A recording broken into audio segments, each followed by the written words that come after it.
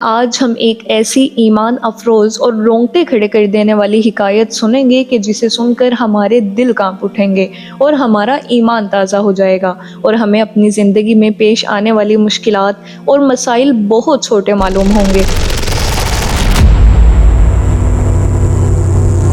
کبھی کبھار ایسا ہوتا ہے کہ جب ہماری زندگی میں کوئی مشکل آ جاتی ہے، کوئی مصیبت آ جاتی ہے، تو ہم اللہ پاک سے شکایتیں شروع کر دیتے ہیں، ہم اللہ کی رحمتوں کو نظر انداز کر دیتے ہیں۔ لیکن آج کی یہ ایمان افروز حکایت سننے کے بعد امید ہے کہ ہمیں اپنے مسائل اور مشکلات بہت چھوٹے معلوم ہوں گے، اور ہم ہر حالت میں اللہ پاک کا شکر ادا کرنے والے بن جائیں گے۔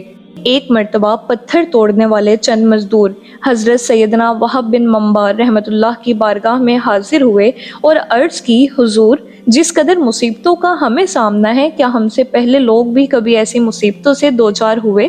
آپ رحمت اللہ نے ان کی یہ بات سن کر ارشاد فرمایا، اگر تم اپنی مصیبتوں اور اپنے سے سابقہ لوگوں کے مصائب کا موازنہ کرو تو تمہیں ان کے مصائب کے سامنے اپنی مصیبتیں ایسے محسوس ہوں گی جیسے آگ کے مقابلے میں دھواں، یعنی ان کی مصیبتیں آگ اور تمہاری مصیبتیں دھوئیں کی طرح ہیں۔ پھر آپ رضی اللہ تعالیٰ عنہ نے فرمایا، بنی اسرائیل میں ایک عورت تھی جس کا نام سارہ تھا، اس کے 7 بیٹے تھے۔ جس ملک میں وہ رہتی تھی وہاں کا بادشاہ بڑا ظالم تھا، وہ لوگوں کو زبردستی خنزیر کا گوشت کھلاتا، جو انکار کرتا اس کو قتل کروا دیتا۔ چنانچہ اس عورت کو بھی اس کے بیٹوں سمیت بادشاہ کے سامنے لایا گیا۔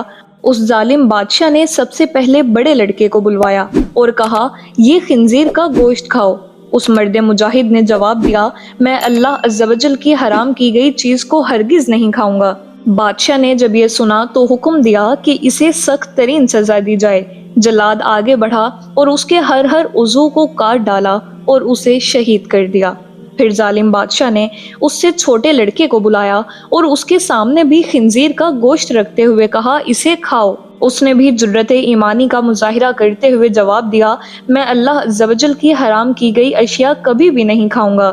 یہ سن کر ظالم بادشاہ آگ بگولا ہو گیا اور اس نے حکم دیا کہ ایک تانبے کی دیگ میں تیل ڈال کر اسے آگ پر رکھ دو۔ چنانچہ ایسا ہی کیا گیا۔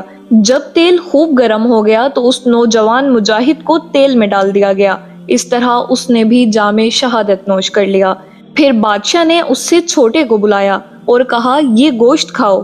اس نے بادشاہ سے کہا، تو ذلیل اور کمزور ہے، تو اللہ عز و جل کے مقابلے میں کچھ بھی نہیں، تو مجھے اللہ کے حکم کے خلاف کسی بھی بات پر ہرگز آمادہ نہیں کر سکتا۔ جو تیرے جی میں آئے تو کر لے، لیکن میں اللہ کی حرام کردہ اشیاء کبھی بھی نہیں کھاؤں گا۔ بادشاہ یہ سن کر ہنسنے لگا اور لوگوں سے کہنے لگا، کیا تم جانتے ہو کہ اس نے مجھے گالی کیوں دی؟ اس نے یہ سوچ کر مجھے گالی دی ہے کہ میں گالی سن کر طیش میں آ جاؤں گا اور فوراً اسے قتل کرنے کا حکم دے دوں گا۔ اس طرح یہ آسانی سے موت کے گھاٹ اتر جائے گا، لیکن میں ہرگز ایسا نہیں کروں گا۔ پھر اس ظالم بادشاہ نے حکم دیا کہ اسے سخت سے سخت سزا دی جائے۔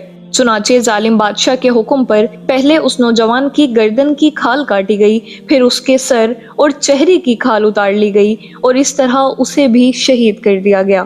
بادشاہ نے اسی طرح مختلف ظالمانہ انداز میں باقی بھائیوں کو بھی شہید کروا دیا۔ آخر میں سب سے چھوٹا بھائی بچا۔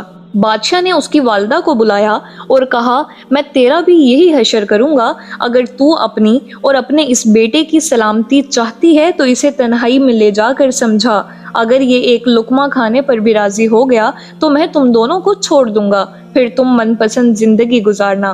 اس عورت نے کہا، ٹھیک ہے، میں اسے سمجھانے کی کوشش کرتی ہوں۔ پھر وہ اپنے بیٹے کو تنہائی میں لے گئی اور کہا، اے میرے لختے جگر، کیا تو جانتا ہے کہ تیرے بھائیوں میں سے ہر ایک پر میرا ایک حق ہے اور تجھ پر میرے 2 حق ہیں؟